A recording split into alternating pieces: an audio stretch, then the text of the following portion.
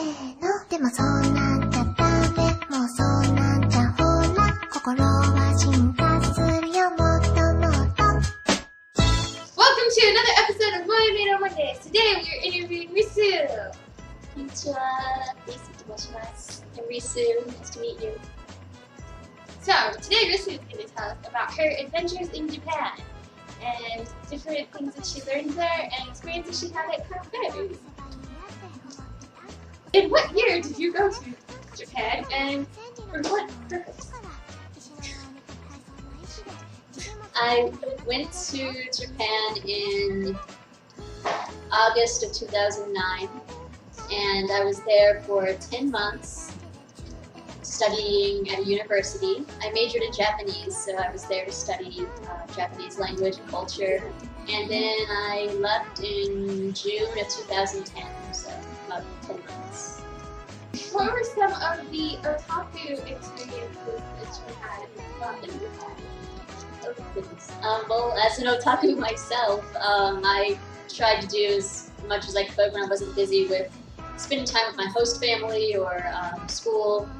I mean, some people think, you know, I was there for years, it was like a big vacation, but obviously I had school and things to take care of too. But I did go to some of the popular otaku places like Akihabara as well as Ikebukuro, which I personally like because of what they call Otome Road.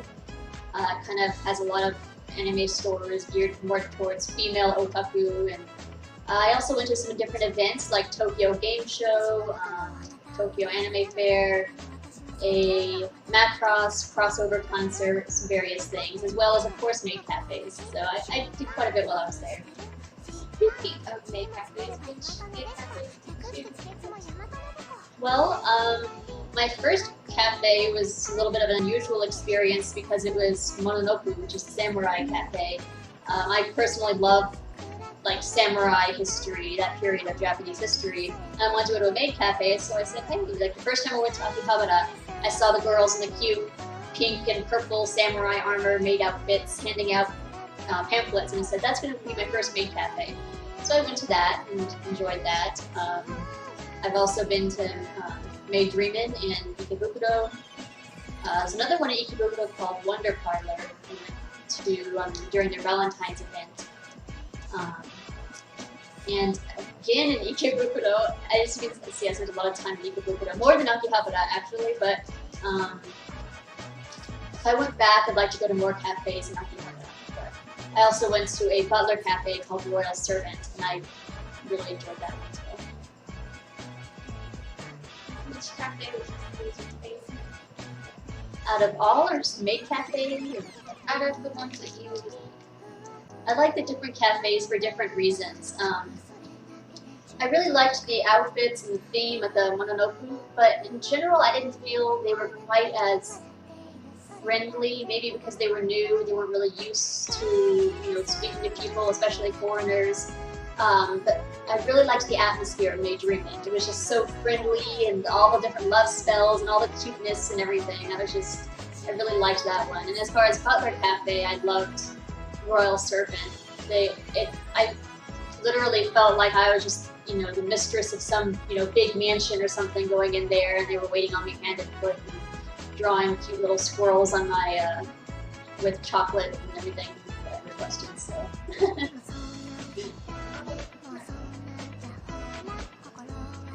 And now we'll take questions from our live audience. Woo! Yay! Make some noise! Did you go to any cosplay cafes, or did you go into any cafes that had a certain theme, such as tsundere? You went to a tsundere? The ones that I mentioned are the main cafes I went to. However, I mean, they do have their own themes in a way. One's kind of samurai theme, one's, I guess, Butler Cafe. The Wonder Parlor, when I went to that, they were actually having a Valentine's Day event where they dressed up as characters from video games. So they were doing some cosplay there. And all the butlers at Royal Servant, all the butlers are cosplayers, and they're all pretty famous cosplayers. A lot of people know Kaname, but they don't know these actually a butler at that cafe, but they would have all their photo books that we could go through. But those are the primary ones I had an opportunity to go to. I did also go to some theme parks though, and a lot of times these different theme parks, like Fuji-Q, it's a big theme park near Mount Fuji, have like anime related attractions like the Gundam ride, a bunch of different Hamtaro rides, Pokemon things. One of them had a loop gun with their attraction, so just random anime related things like that. What was the first thing you wanted to do when you went to Japan and did you get to do it? There's so many things I wanted to do in Japan.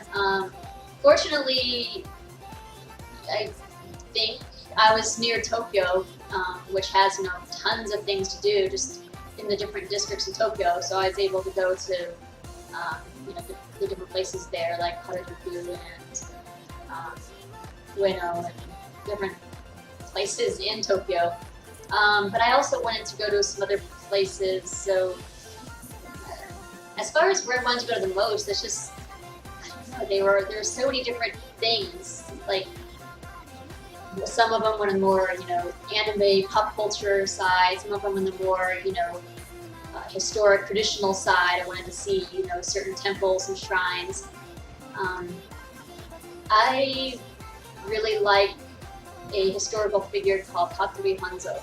And when I say that, people think of Kill Bill because they named a character in Kill Bill after him. But Hattori Hanzo was actually served under Ieyasu Tokugawa, and I wanted to go to this place that's a historical ninja town where he was well known. And my host family was actually kind enough to take me there because my host dad is from that area. So I got to go to that and got to do a lot of different things. So I was really fortunate about that. What is something that you regret that you didn't do, that if you had the chance to go back to Japan again, you would make sure not to? Okay, well, I know I was there for quite a while, so, I had a chance to do things, but at the same time, not as much as you think. I mean, Tokyo alone is huge, let alone the whole area of Japan. I'm glad I did get to travel to Western Japan. I also got to go to Hokkaido, which is the North Island, for their snow festival. So as far as things I didn't get to do, I almost feel like they're more minor. I'd like to go into the actual city of Osaka. When I went to Western Japan, I went to Universal Studios in Osaka, but I didn't actually go into the town and look around the city. And another kind of random yet personal thing is I found out there's a place near Tokyo, but kind of off in the woods somewhere, called Risue, which is like a squirrel park. And they have this park full of like different kinds of squirrels you can go up to and feed and pet and things. And I wanted to go to that, but I didn't get to. Not very Japanesey, but it's yeah. What was your favorite Japanese European food, and at which restaurant did you have it that you think was the best? Well, one thing I love okonomiyaki, and it was fate that brought me to this host family because my host mother's family owned an okonomiyaki restaurant right next to our house pretty much. So I guess I have to vouch for their restaurant. Sometimes when we didn't have anything special planned for dinner, we just head over there and start, making okonomiyaki. And really, there's a lot of great restaurants. There's also an Indian food restaurant that's kind of not Japanese food, it's not off topic, but there's a really good Indian food restaurant near our university. And ever since I've come back here, I haven't been able to find Indian food that's as good as the Indian food I had in Japan. So it's great. What advice would you give for other people wanting to stay abroad to study? Well, I say that it depends on your primary reason for being there. Just do your research about the area you're going to be in, and cultural things you do or don't want to do in front of people. But it's not really. I mean, I think in general, Japan Japan is pretty tourist, especially Tokyo. You know, they're used to seeing foreigners there for the most part. But just go into it prepared, also with an open mind.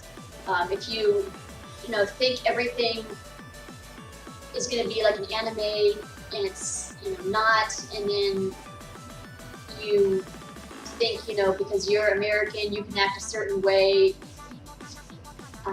Just be mindful of the people around you and realize that you're in another country and that you should kind of take everything as it comes and just be respectful of that.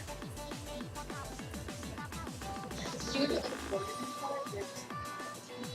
I went to Tokyo International University, or Tokyo Daigaku it's called there, and it is primarily Japanese. I don't know the exact percentage, at least 90 or 95% Japanese, but they have a large international focus, which is why it's an international university. A lot of people there are studying global relations or English. And then in addition to that, they also have programs for foreigners. And the program that I was in is called Japan Studies Program. And it's primarily people from the US, but we had a couple of Europeans as well in this program where all of our classes are focused on Japanese culture and language and things like that. So in a way, my program wasn't, a really typical, the typical student at the university, but being there, I was able to see how life of a typical student at a university is. How does school life in actual Japan differ from what we see in anime? Well, it does differ, and yet it's also the same in a lot of ways. I know a lot of people get used to seeing high schools in anime, and you don't really see universities very much. So I'd say that university life is, there's no uniforms in general. At least at mine there wasn't. Most universities don't. And it's much more laid back.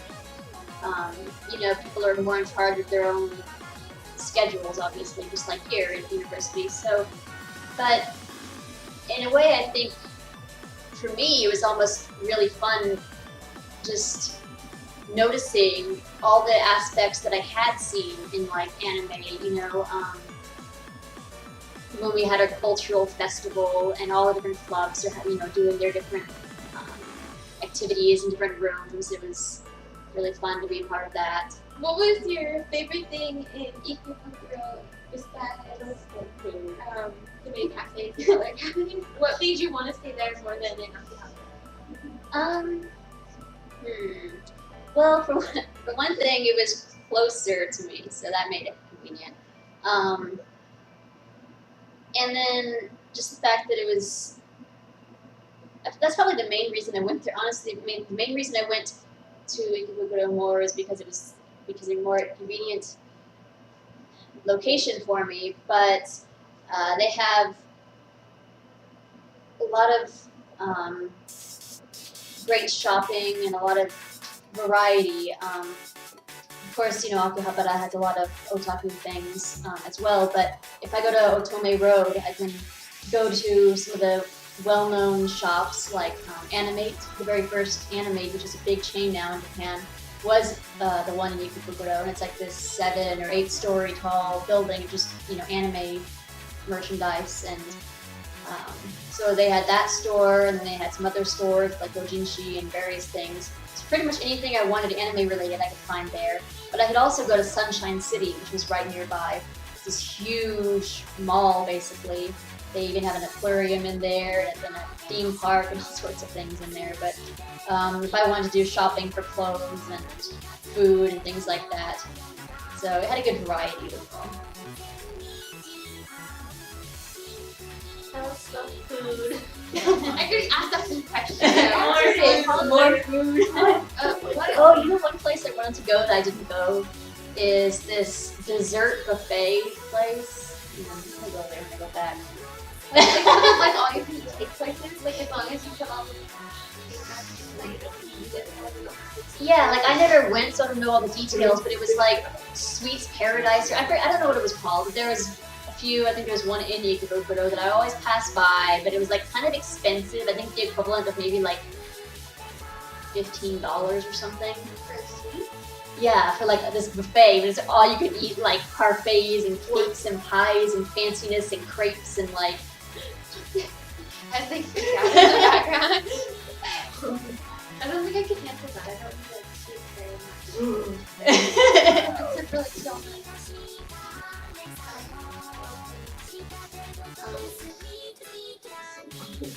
It was also really nice being able to live with a host family because I got to see more of the family life in Japan. I lived with them during the school semesters, and in between the school semesters I lived on my own in an apartment, so I kind of got a taste of living on my own for 2.5 months, as well as taste of living with a Japanese family, and it was really enjoyed that. Again, something I can compare to anime or the kind of thing, the movies that people are used to seeing. It's pretty typical, you walk into the Genkan and take off your shoes, say Tadaima every time you get home, and there's, just typical things that you do. My room was on the 2nd floor, and my room is covered in tatami, had the, sliding doors. It was a more traditional style room. The very first night I was there, my host sisters, one was I believe 7, one was 10, wanted me to take a bath with them.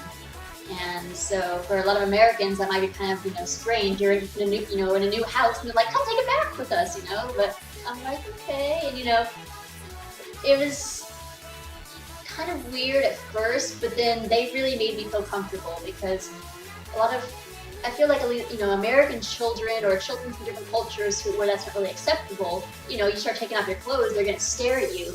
But in this case, they, it was just normal to them. So they just started playing with their toys and, talking, and I was just kind of sitting there with them.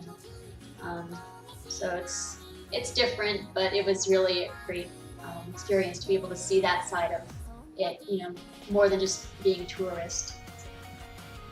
Did you ever feel lonely once you moved into your own place? Like alone, like just American? Sometimes, and I also was kind of broke too, so because I stayed in Japan because I didn't want to go home during the break. I wanted to, stay there, get more. I don't know. I just wanted to have more time there, but I didn't have a lot of money during that break because I was having to pay rent on this apartment.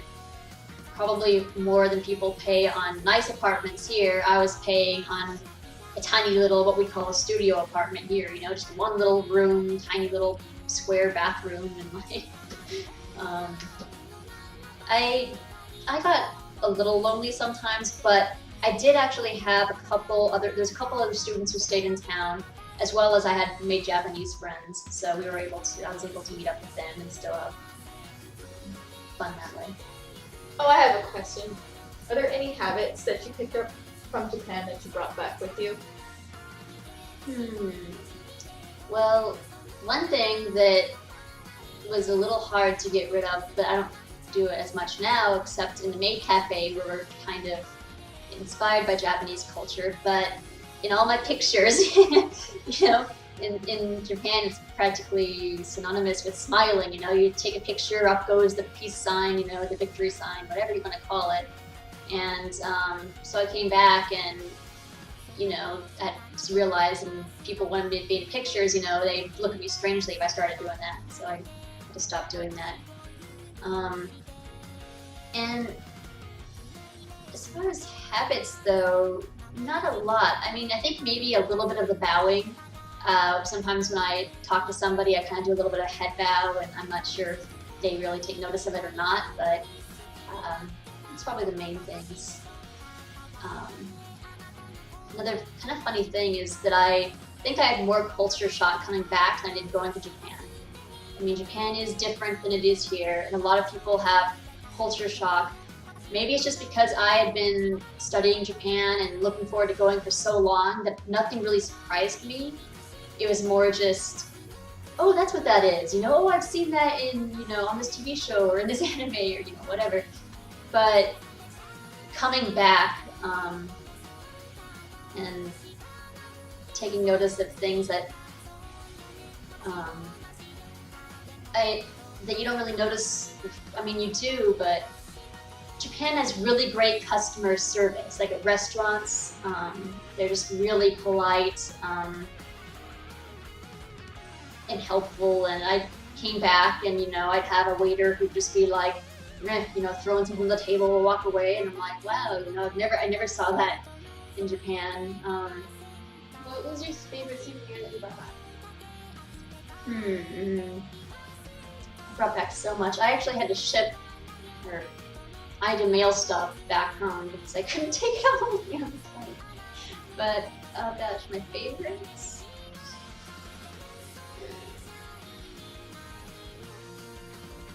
No, I'll probably think of it later, and I won't have one now. I got, of course, a lot of anime things, some Macross models because I'm a big Macross nerd. Some clothes.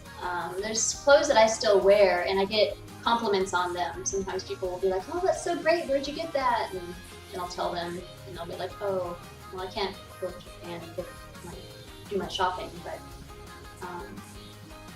let me go online." You know? So I don't know. My clothes, my anime stuff, everything I got there. I even got in the habit of just saving little things, like at the maid cafes, you know, they give you little membership cards and little like flyers, and just I kept all that stuff. So I wish I had it with me, but it's in storage. So. Is there any last things that you want to say? Thank you for watching this video, and I hope that I was somewhat informative. And if you ever see me at a cafe, you can always ask me questions or even practice your Japanese with me, and I'd be more than happy. じゃあ、皆さん、秋をサービスカフェに来てください。